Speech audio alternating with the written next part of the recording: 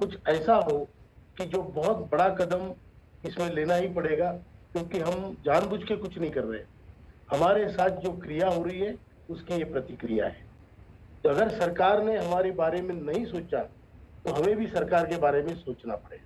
नमस्कार साथियों, EPS 95 minimum pension बढ़ोतरी के एक और वीडियो में आप सभी का स्वागत है। साथियों, देश भर के ईपीएस पेंशनर्स आशा लगाए हुए हैं एनएससी टीम पर, एनएससी टीम की कार्य प्रगति पर और एनएससी टीम की जीत की ओर, जहां एनएससी की टीम यानी राष्ट्रीय संघर्ष समिति के पदाधिकारी लगातार कोशिशों में लगे हुए हैं। लगातार टीम मंत्रालय और ईपीएफओ के चक्कर लगा रही है।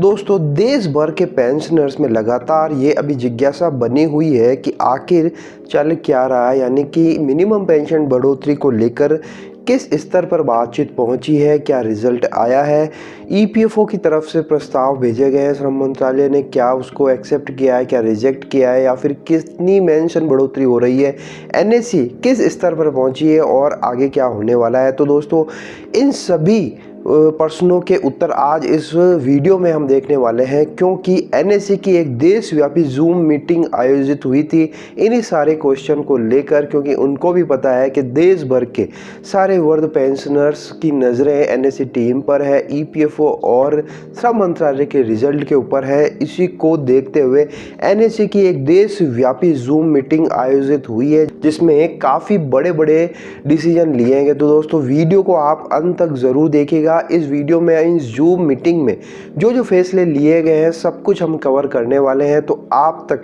पल पल की खबरें हम पहुंचाएंगे।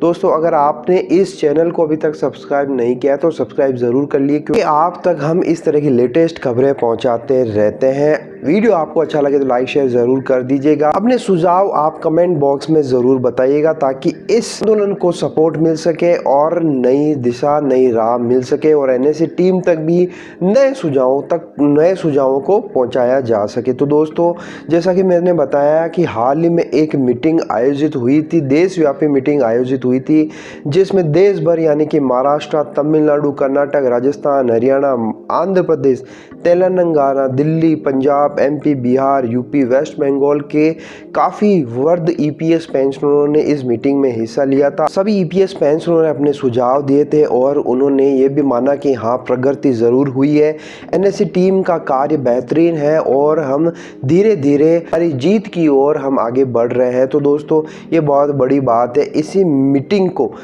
कमांडर अशोक रावत जी, वीरेंद्र राजावत जी, राजीव भटनागर जी और बहुत बड़े बड़े पदाधिकारीगण इस मीटिंग में मौजूद थे। इस मीटिंग को संबोधित करते हुए कमांडर अशोक रावत जी ने सभी को संबोधित किया और बताया कि पेंशन बढ़ोतरी की प्रगति क्या चल रही है, किस स्तर पर चल रही है और हमारी तरफ से क्या क्या प्रयास किए जा रहे हैं। इसके अलावा कमांडर अशोक रावत जी ने सरकारी तंत्र के ढुलमुल रवैये के बारे में भी बताया और उसकी भर्त्सना की और कहा कि ये सरकारी तंत्र है जो हिंदुस्तान को खाया जा रहा है और यही सरकारी तंत्र है जिसके कारण आज हम सारे वृद्ध पेंशनरों को ये दिन देखने पड़ रहे हैं। दोस्तों, अशोक रावत जी काफ़ी गुस्से में थे।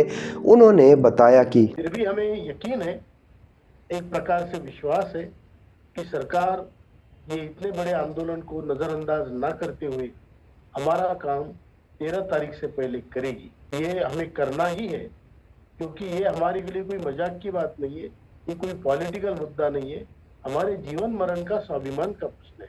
और इसके लिए हमें चाहे जो करना पड़े हम कर गुजरेंगे। कमांडर अशोक रावत जी के सुझाव और देश के सारे वृद्ध पेंशनरों के सुझाव के बाद में यह निर्णय लिया गया कि 6 मार्च तक अगर कोई सूचना न आए तो 7 मार्च से देशव्यापी आंदोलन की शुरुआत करनी होगी और इस बार का आंदोलन बहुत ही भयंकर रूप में करना होगा।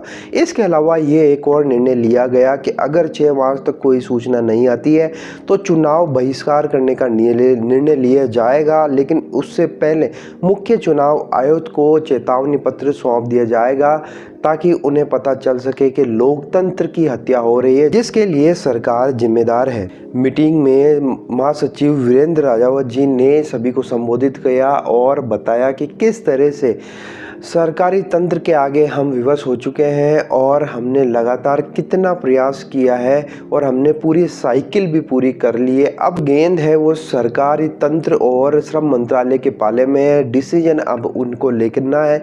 लेकिन अगर 6 तारीख तक कोई सूचना सूचना नहीं आती है तो फिर हम मजबूर होंगे देशव्यापी आंदोलन करने और चुनाव बहिष्कार करने के लिए। ईपीएफओ हमारे किसी काम का नहीं रहा है, हमें सबको पता है।